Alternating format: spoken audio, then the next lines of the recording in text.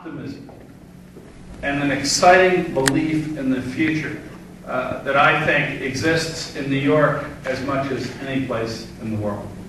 A čo táto rôznorodosť prináša? Prináša obrovský optimizmus, obrovské nadšenie a pozitívny pohľad na svet, ktorý si myslím, že v štáte New York existuje viac ako kdekoľvek na svete. Tolerance, acceptance of different communities, and benefiting from different cultural backgrounds makes New York, and I believe the United States, a more exciting and vibrant place.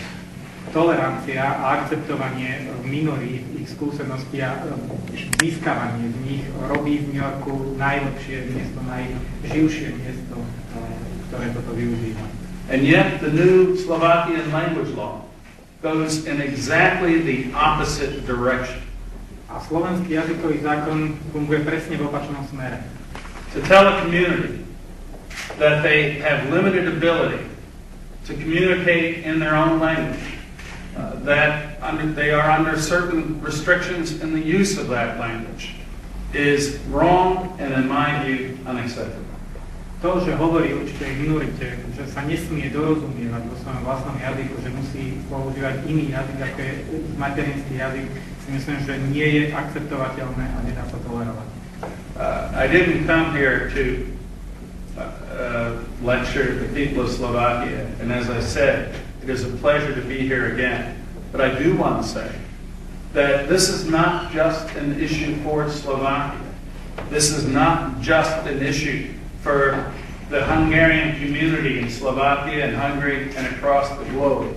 This is truly a human rights and minority rights issue that has attracted the attention of the globe. Chcem povedať, že naozaj som neprišiel poučovať Slovákov a pravím, že som naozaj veľmi rád, že som na Slovensku. Ale musím povedať, že tento jazykový zákon sa netýka len Slovenska, netýka sa len Maďarov žijúcich na Slovensku alebo Maďarov na celom svete. Týka sa ľudských práv, ktoré sú podstatné na celom svete. The High Commissioner of the OSCE has expressed serious doubts and reservations about the language law and its need to be changed. Vysoký komisár Európskej rady vyslovil svoje obavy z tohto jazykového zákona a povedal, že bolo treba riešiť. Others in the EU have expressed their desire, the need to see the Slovak language law changed. And I can assure you, in the United States, with its tremendous history of commitment to minority and human rights, there is great and growing concern unless the Slovak language law is changed.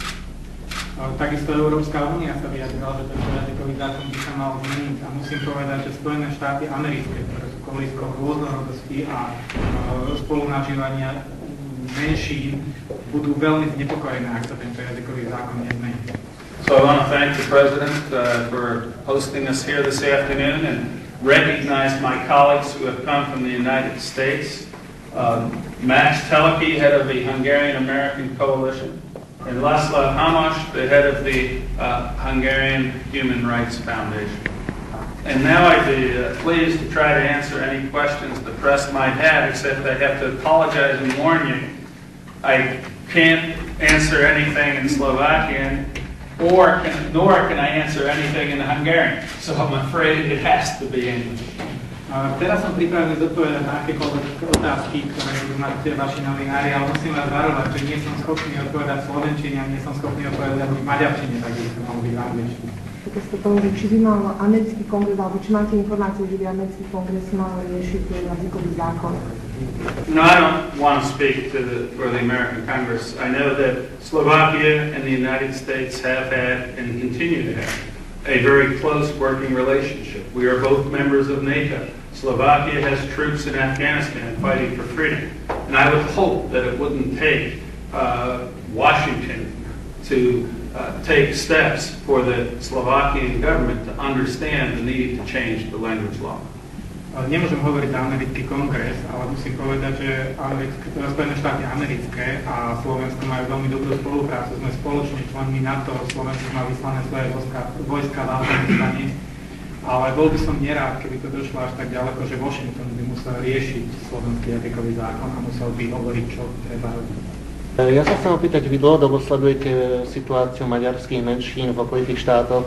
Ak by ste mali porovnať postavenie maďarských menšín na Slovensku a teda v okolitých štátoch, ako by ste ju asi charakterizovali? Ďakujem. Well, let me just give you one example, and that is Serbia. Serbia is taking very positive steps to recognize the cultural and linguistic rights of minorities, particularly Hungarians, in the area of Vojvodina. The Hungarian minority there is less than 20%, and yet there the Serbian government is taking very positive steps to protect that minority right, particularly the language rights. While here in Slovakia, the exact opposite action is being taken, and that is wrong and should be changed. Dovolte mi dať iba jeden príklad, je to Srbsko. Srbská vláda robí veľmi pozitívne kroky k ochrane menšín, a je to najmä k ochrane maďarskej menšiny, ktorá žije vo Vojvodine, napriek tomu, že tá menšina má zhruba 20% iba. Srbská vláda robí pozitívne kroky, ktoré sú úplne iné ako kroky, ktoré prebiehajú na Slovensku. I understand some of the provisions, and I don't want to get into the technical details because the President and the party have outlined, I think it's 17 specific reforms to the language law that they have called for. But just a couple in general. To be able to be subject to significant fines for speaking a language that you are comfortable in, to me, is unacceptable. Another is the example of if you have an elderly citizen who is in a fire or the victim of a crime and is more comfortable speaking Hungarian in the first language, and that police officer or firefighter can speak Hungarian, they're not allowed to. And that makes, to me, no sense. And as I said, there are 17 specific changes with the law that the President has made the case in Parliament to the government. Pán predseda ma oboznámil s týmto jazykovým zákonom, oboznámil ma o 17 požiadavkách, ktoré majú na parlament, ktorými chcú zmeniť tento jazykový zákon. V každom prípade sa mi nepáči a nedá sa tolerovať, že zákon nariaduje ľuďom, akým jazykom sa majú medzi sebou rozprávať. Ďalším príkladom môže byť starší občan, ktorý bude v núdzi, bude potrebovať sanitku alebo potrebovať hasičov a hasič alebo operátor záchrannej služby podľa zákona sa s ním nebude môcť rozprávať po maďarsky, aj keď to bude jeho, aj keď tento jazyk je poznaný. And let me make one other important point, and that doesn't involve any specific provision of the law, but the general imagery that comes from the passage of a law like this.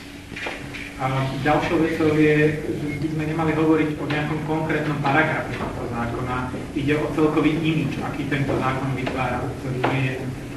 In every society, including certainly in the United States, there are elements who, for whatever reason, are very resentful of the presence of minorities and are inclined, if encouraged, to take illegal, inappropriate action against those minorities.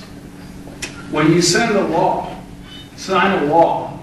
essentially saying that you are going to restrict the use of Hungarian and Slovakia, subconsciously, not legally, but you are sending a message to that intolerant few who resent the existence of that minority, that discrimination or acts against them might be more acceptable. And that is wrong. And that is another reason, not a legal reason, but an important reason why changing the law significantly is extraordinarily important. Je dôležité chápať to zo širšieho pohľadu. Nejde o jednotlivé ustanovenia tohto zákona, ide o celkový prístup tohto zákona k minoritám.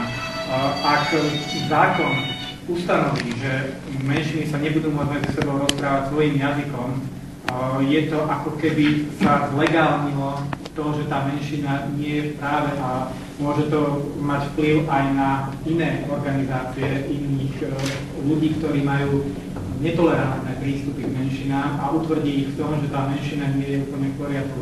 A toto je hlavný dôvod, prečo by sa tento zákon mal zmeniť vo veľmi výraznej miere.